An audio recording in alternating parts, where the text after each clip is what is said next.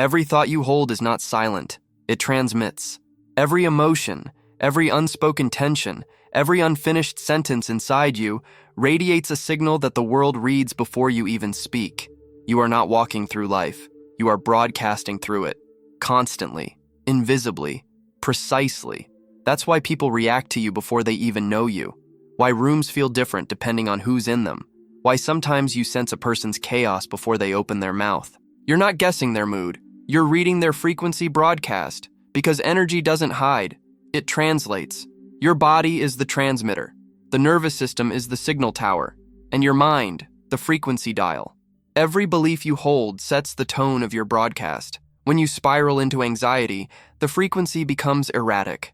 When you find coherence, clarity, focus, grounded attention, the broadcast stabilizes. The outer world then reorganizes itself to match the dominant tone you're emitting. But here's the trap. Most people aren't in command of their signal. They're broadcasting someone else's program.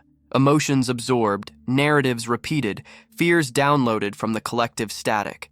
They think they're making choices, but their frequency is being tuned by external interference, media, social networks, unresolved emotions, energetic pollution from environments overloaded with unprocessed charge. To control your frequency, you don't add more noise, you refine the signal. You learn to hear your own broadcast beneath the interference. Because power isn't volume, it's precision.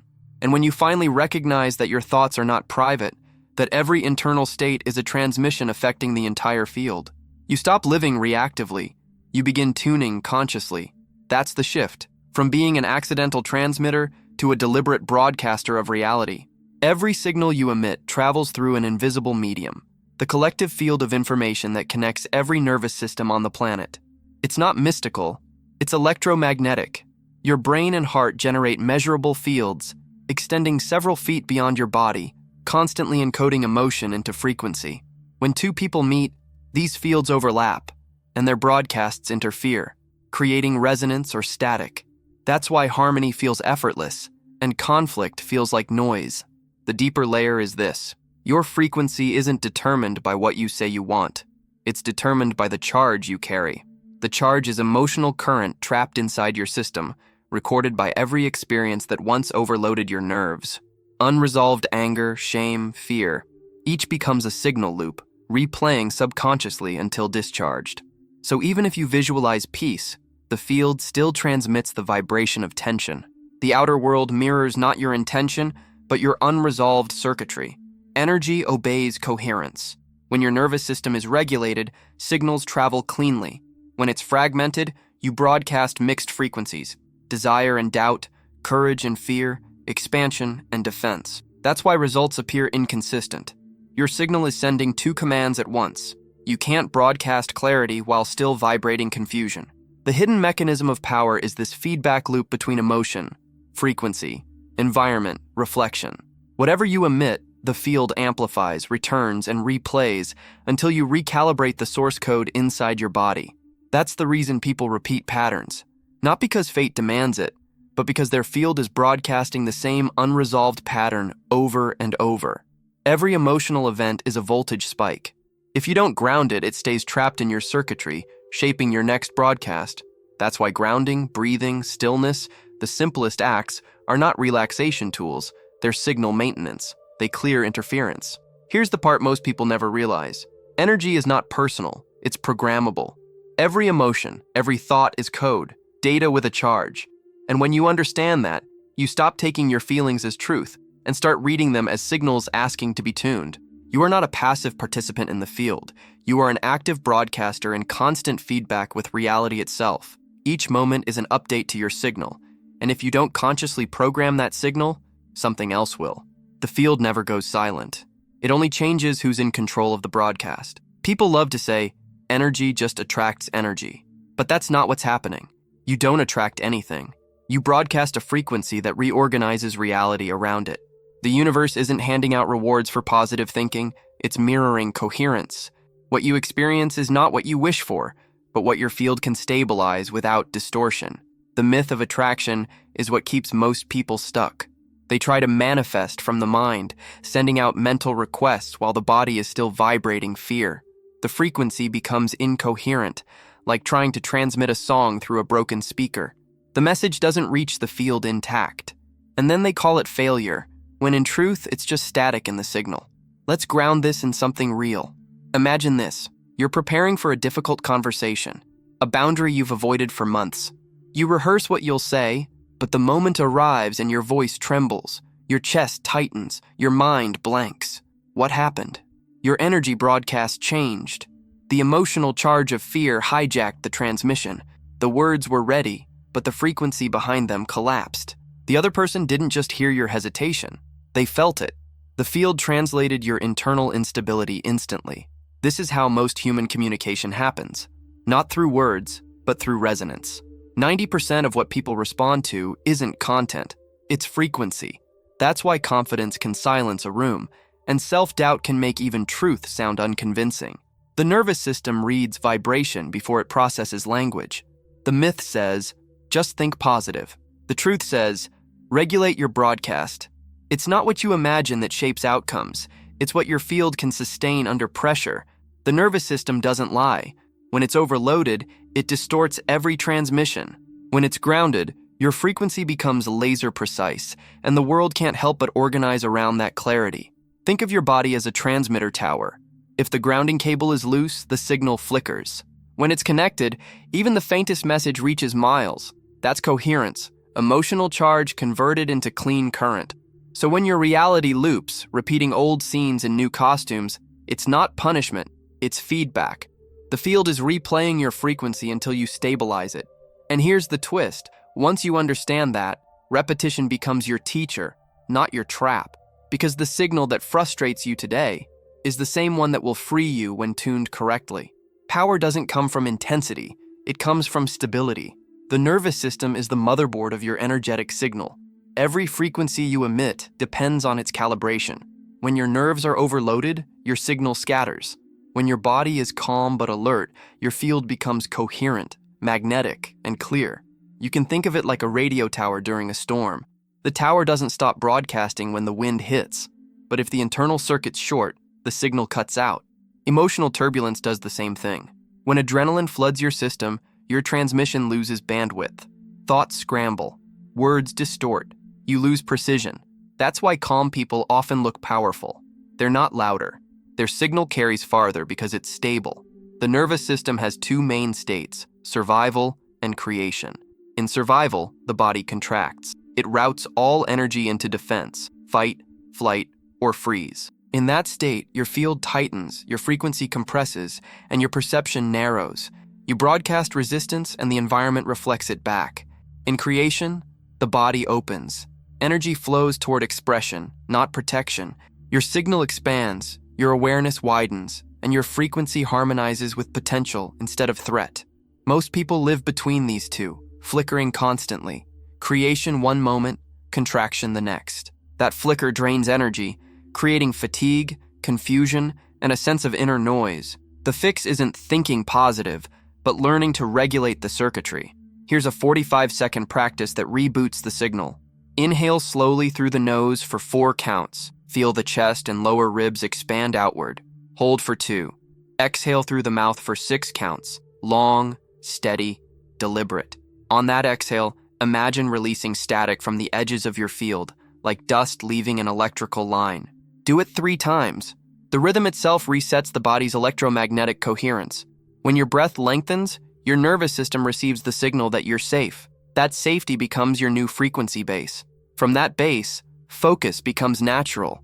Your energy field stops reacting and starts transmitting intentionally.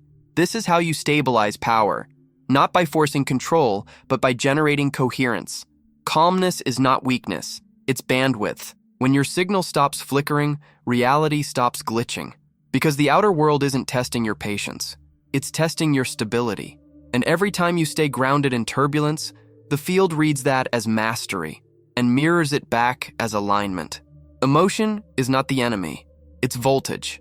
Every feeling you experience carries electrical charge capable of amplifying or corrupting your signal. The difference between weakness and power isn't emotion itself, it's how you channel the current.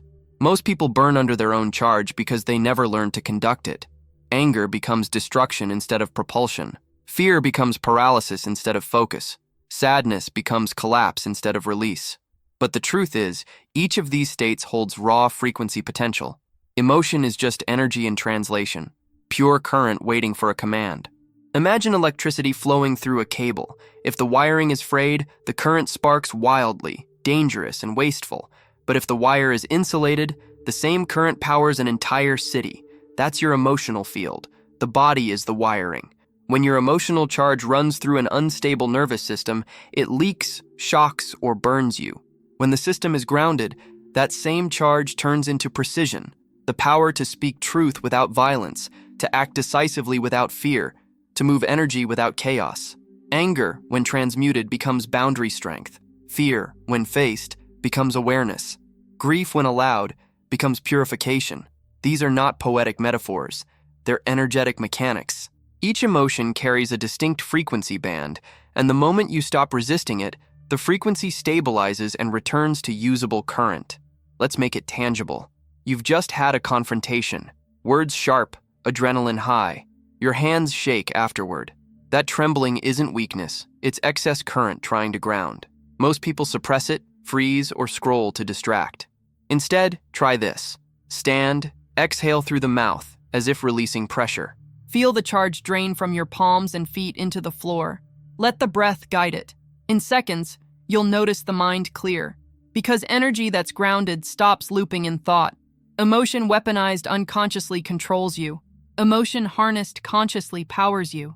The discipline isn't to suppress feeling, it's to refine transmission. Power isn't staying calm, it's staying conductive. And when you can ride emotion without distortion, you become a generator, not a reactor. Because the moment you master your own voltage, you stop being thrown by the field and start commanding it. The real question isn't how you feel, it's what frequency your feeling is feeding. And that single realization rewires your entire signal. Every day, your field is being tuned, not just by your emotions, but by external broadcasts fighting for access to your frequency. Every image, sound, headline, algorithm, and social signal carries charge. And that charge doesn't just enter your mind, it resonates with your nervous system. Energy hijacking doesn't happen in dark rooms with symbols. It happens through your attention, every time you unconsciously sync your signal to something that feeds on reaction. The mechanism is simple. Where your awareness locks, your broadcast aligns. That's why outrage spreads faster than peace. Outrage spikes voltage. It spikes engagement. But that spike isn't power, it's extraction. Your field gets destabilized, coherence breaks, and your natural command signal becomes fragmented. That fragmentation creates dependency. You start craving stimulation just to feel on. The field outside controls the switch that should belong to you. Scenario: you open your phone, scroll for 5 minutes, and suddenly feel drained, unfocused, or irritated. That's not psychological fatigue. That's an energetic hijack. Every scroll point triggers micro-reactions in your nervous system. Your signal shifts frequencies hundreds of times per minute, scattering your energy across emotional bandwidths you never chose. You leave the digital field weaker than you entered it, not because the content was negative, but because the rhythm itself destabilized your transmission. Reclaiming command starts with frequency awareness, noticing when your body contracts, when your breath shortens, when your signal feels pulled. Those are signs of resonance loss. The moment you feel that pull, pause. Literally stop broadcasting. Close your eyes, exhale deeply, and reset your internal dial. Bring the signal back to center by imagining your field collapsing inward, pulling all scattered fragments back into coherence. You'll feel it. The return of density, focus, weight. Energy sovereignty is not isolation. It's filtration. You still receive information, but you decide what frequencies pass the gate. Every conscious breath is a firewall. Every moment of awareness is a reset command. You don't need to fight the external broadcast. You only need to become more stable than it. Because coherence always overpowers chaos, not through domination, but through resonant strength. When your field becomes stable enough, manipulation fails. Signals bounce off instead of entering. That's the real upgrade. When you no longer defend your energy, you command it. And when you command it, reality begins to synchronize in ways that look like magic. But it's just physics finally obeying your frequency. Commanding your frequency isn't philosophy, it's training. The nervous system learns through repetition, not intention. To reprogram your field, you need consistent energetic practices that reset charge, refine focus, and rebuild coherence until stability becomes automatic. Here's how to do it with precision. 1. Breath code sync. Breath is your first language with the field. Every inhale signals activation. Every exhale signals release. The secret is ratio. 4 counts in, 6 counts out. Always slightly longer exhale than inhale. That rhythm tells your nervous system, I'm safe enough to create. Do this 3 times before any major decision, conversation, or creation. You'll feel the charge settle and the mind sharpen. Over time, your broadcast naturally syncs to that steady rhythm. 2. Charge reset. When emotional residue lingers from arguments, anxiety, or overstimulation, the field carries microstatic. To clear it, use the body's electrical pathways. Stand with feet shoulder-width apart. Exhale forcefully through the mouth while shaking your hands from wrist to fingertip like flinging water. Then, stamp your feet gently twice. This grounds residual current into the floor. Within seconds, you'll feel lighter. The field rebalances and thought noise fades. 3. Focus redirect energy flows in alignment with sustained attention, but attention often scatters across screens, worries, or unfinished tasks. To reclaim it, use this protocol. Pick one point in your environment, a candle, a sound, or your breath, and lock focus for 60 seconds. Every time your mind wanders, bring it back. It's not about control, it's about strengthening the broadcast channel. 1 minute of pure focus each hour realigns your field faster than hours of forced concentration. 4. Field seal. Before entering charged environments, crowded spaces, emotional meetings, digital noise, close your eyes and visualize a thin, transparent layer of current surrounding your body, not as armor, but as calibration. Inhale and feel it hum with your natural frequency. Exhale and imagine it stabilizing, sealing the edges of your field. This isn't imagination, it's intent-shaping signal boundaries. You'll notice you stop absorbing other people's moods as if your frequency becomes self-contained.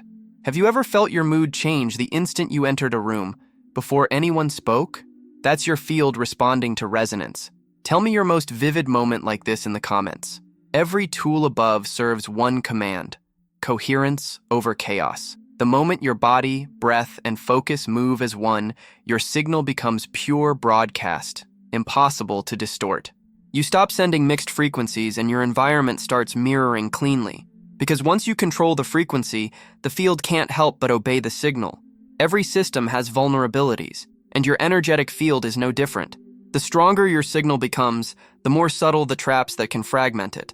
These traps aren't obvious. They disguise themselves as productivity, empathy, or self-improvement. But beneath the surface, they drain voltage, distort clarity, and hijack coherence. The first trap is overforce. The moment you try to make things happen with tension instead of command, your field contracts. Force generates friction. It turns the frequency dense and brittle.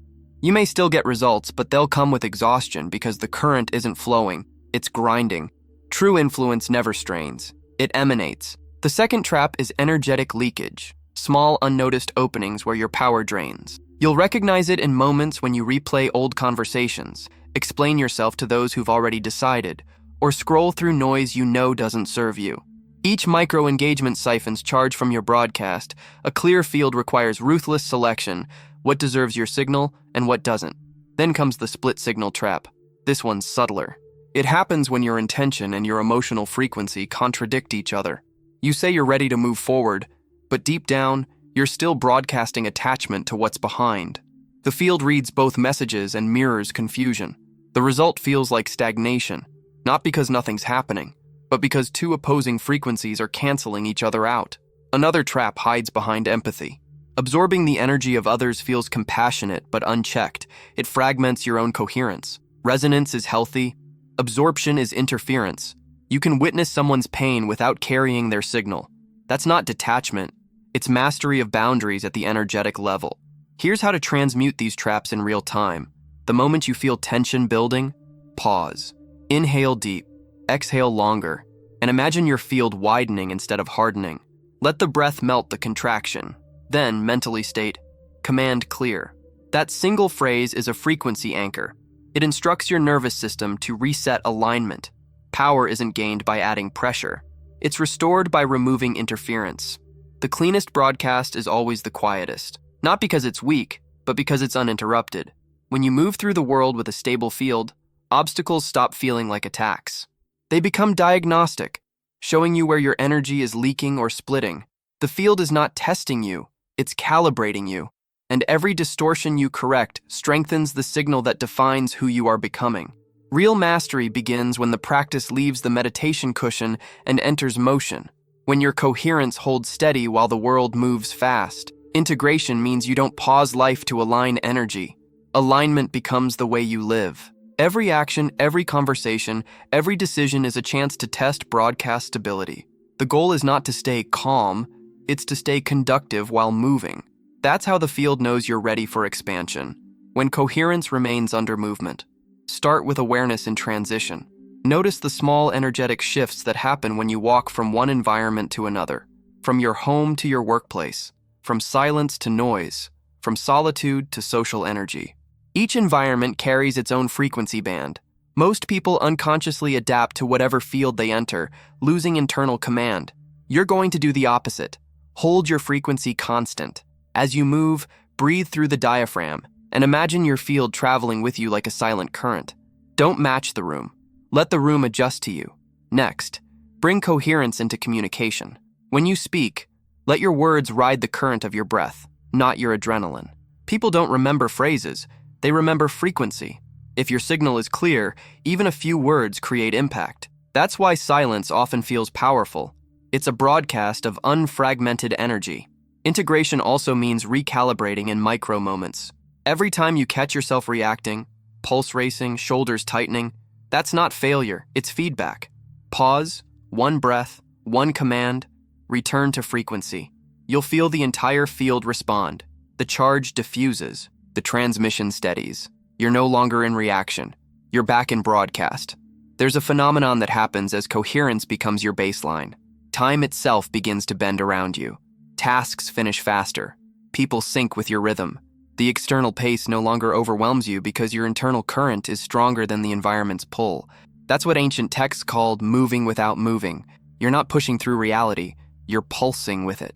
Integration isn't about perfection. It's about remembering moment by moment that your energy is the cause, not the echo. Once that becomes embodied truth, every motion becomes communication with the field. And one day, you'll notice the switch. The world stops feeling random. Events begin to align, not by chance, but by frequency.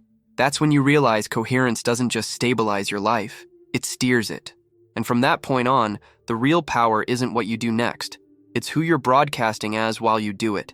When your frequency stabilizes, it doesn't just change how you feel. It starts restructuring the outer domains of your life. The same signal that once leaked through anxiety now begins to shape money, relationships, and purpose with mathematical precision. Coherence becomes currency. Money is not paper.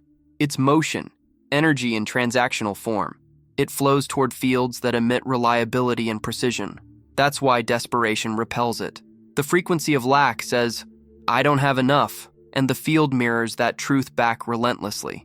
But when your broadcast stabilizes around sufficiency, not forced positivity, but calm certainty, you stop chasing flow and start becoming it.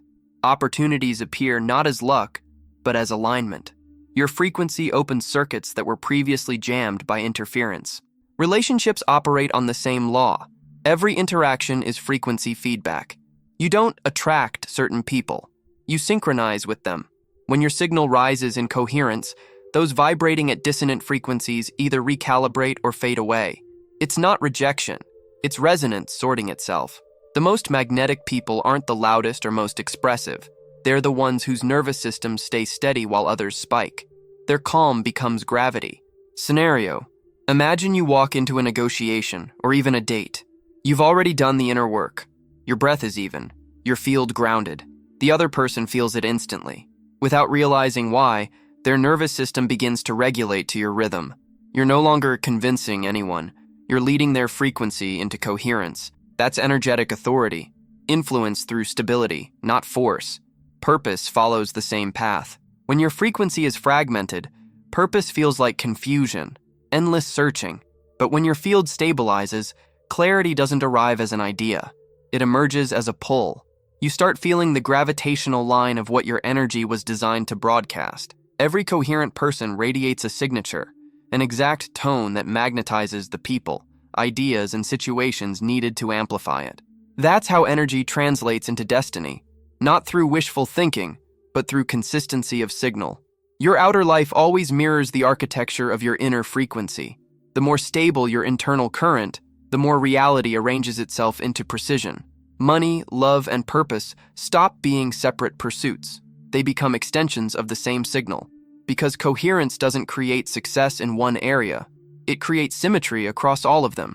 And the moment your signal becomes the organizing force, the world starts orbiting around your frequency. Energetic sovereignty is the moment you realize nothing outside you truly holds your power, unless you give it permission. It's the end of manipulation, not because the world stops trying to influence you, but because your frequency can no longer be rewritten by external code. You become unhackable. Think of your energy as an operating system. Most people run on open access. Every opinion, advertisement, and emotional vibration has admin privileges. When you claim sovereignty, you close those ports. The only code that runs is the one you consciously install. That's not emotional detachment, it's energetic authorship. True sovereignty begins when you stop identifying with temporary emotional data. You might feel fear, but you no longer become it. You observe the signal, decode it, and decide whether it deserves transmission. Every emotion still moves through you, but none hijack the system. Your broadcast stays consistent, no matter the noise around it.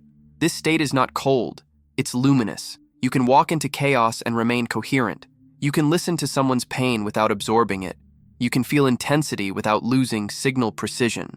That's because your field no longer runs on reaction, it runs on command. There's a subtle shift that marks sovereignty. Silence becomes more powerful than expression. You don't rush to explain or prove. Your presence itself becomes communication. The field speaks for you. People sense your steadiness and adjust unconsciously. Their nervous systems recognize the dominance of a stable frequency. That's what real authority feels like, a gravity that bends noise into order. Sovereignty also means you stop seeking permission to be powerful. You understand that coherence is your natural state, not something earned. The world's chaos no longer drains you. It reveals your level of stability. Every external test becomes internal feedback. If someone's energy triggers you, it's not invasion. It's an invitation to reinforce boundaries. And the ultimate sign you've reached this level? You stop reacting to manipulation entirely. The hooks lose grip because there's no unhealed resonance left to attach to. The system is clean. From here, freedom stops being a feeling and becomes an energetic law. You transmit from origin, not from defense. You no longer mirror the world mirrors you. And when your broadcast reaches that clarity, influence stops being effort. It becomes natural radiation, the field of an uncorrupted signal. Picture this: the entire planet as one vast broadcast grid, billions of signals colliding, blending, distorting. Most are noise, few are pure tone. Now imagine your frequency, steady and precise, cutting through the static like a laser through fog. That's what energetic sovereignty feels like. Silence that speaks louder than chaos. You've always been transmitting. But now, instead of leaking energy through reaction, you're radiating command. Every breath, every choice, every still moment sends a clear instruction into the field. Stability, coherence, intent. And the field, bound by the same physics that governs every current in existence, has no option but to respond. Reality begins to synchronize. People find you without searching. Situations align without struggle. That's not magic, it's resonance. Coherence bends probability. When your signal is consistent enough, chance itself becomes predictable, because you've become the stronger broadcaster in the equation. From here, control no longer feels like effort. It feels like flow. You don't fight for influence, you generate it. You don't chase purpose, you transmit it. You don't protect your energy, your frequency protects itself. The metaphor completes here. You are the station, not the noise. The clearer your transmission, the cleaner your world becomes. Your field stops seeking validation, stops absorbing distortion, stops fluctuating with external frequencies. You have turned emotion into current, breath into code, thought into signal. You've tuned the instrument of self until it sings in phase with reality itself. That's the true control of frequency. Not domination, but harmony so exact that even chaos organizes around it. Have you ever felt a moment where everything, sound, breath, timing, aligned so perfectly it felt like the world was breathing with you? Describe it below. That's coherence in action, the proof that your frequency already knows how to command the field. Because you were never meant to search for control. You were meant to broadcast it.